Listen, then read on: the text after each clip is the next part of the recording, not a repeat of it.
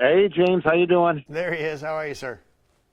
Good, my friend James Bell, Corporate Communications, Kia America, and always love talking Kia and SUVs and EVs and crossovers this week. And James, what are we looking at this week, and what can I get an update on? Well, I think the story this week is about the SUV market and the crossover market, on how it's really expanding, becoming more diverse, especially when it comes to powertrain choices. A lot more hybrids, plug-in hybrids, and full EVs. So we already knew that the SUV market is the most important and biggest part of the American car buying space. And that's only going to get more exciting and different as we get closer and closer to a full electric future.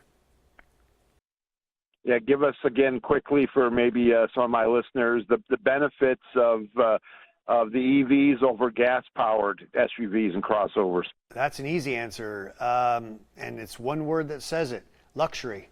The idea of never going to the gas station again. Any of your listeners like going to gas stations? I'm going to go with a no. So here's a chance to just be done with that. When you leave your house every day, your car is completely charged up and ready to go, just like your cell phone is. So there's a real luxury to that lifestyle, and I think people will really enjoy it once they give it a try. Yeah, I've owned EVs and I've owned gas-powered vehicles. What are the current demographics looking like? I mean, for SUVs and crossovers, a lot of families, but I'm a single male, and I have one. So, how are the demographics looking now, and how have they changed? I think if anything, it's going to be a segment that can take on even more different demographic levels and segments, because you're getting into a space where it's such a popular design, that four doors and a hatchback kind of feeling, that basically there's going to be any choice between very inexpensive, smaller, compact front-wheel drive crossovers that still have space for good Costco runs and things like that in the back, through big things like the Cadillac Escalade IQ with 500 miles of all-electric range, but $150,000. So the whole range is there, all is inside the SUV segment, because that's where the heat is. That's where the action is. Yeah, great to have James Bell on from Kia. I'm a proud Kia SUV owner myself, and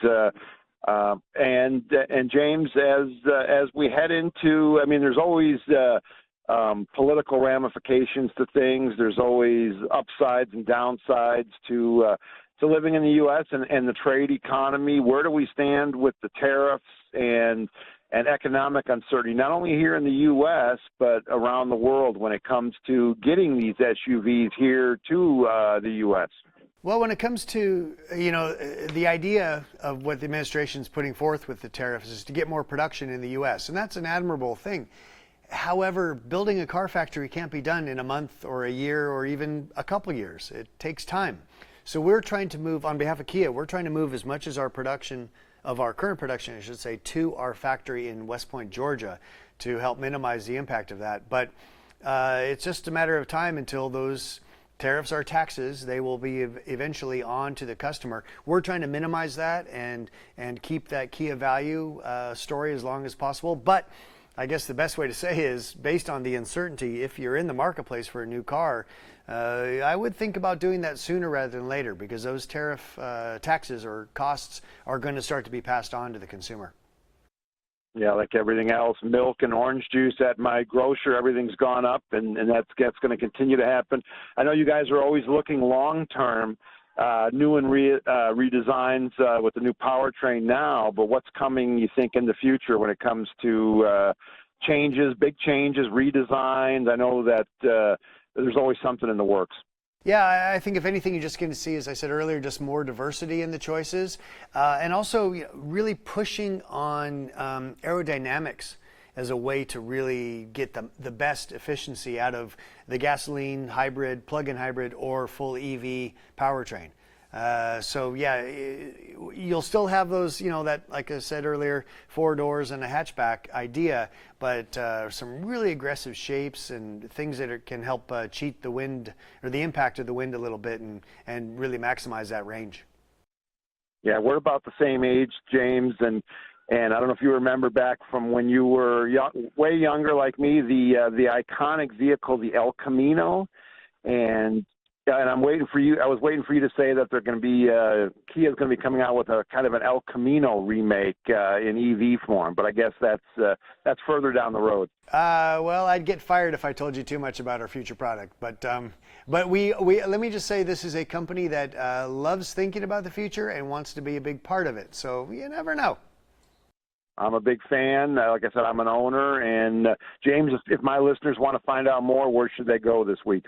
That'd be super simple, I think. Go to Kia.com. Not only it has great information about all the Kia vehicles, very easy to navigate website, but it also has a section on electrification.